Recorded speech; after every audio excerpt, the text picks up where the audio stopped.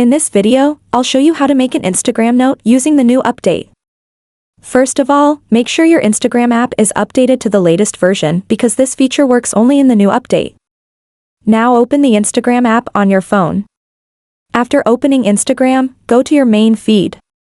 In the new update, the message option may not appear on the top right side, so don't worry if you don't see it there.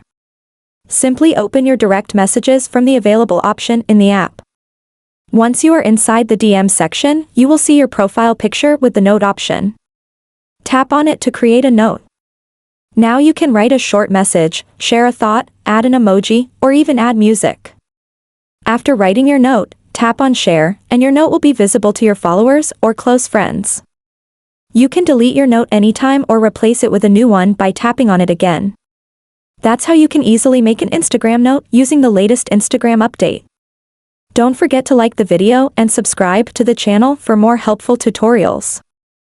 Thanks for watching.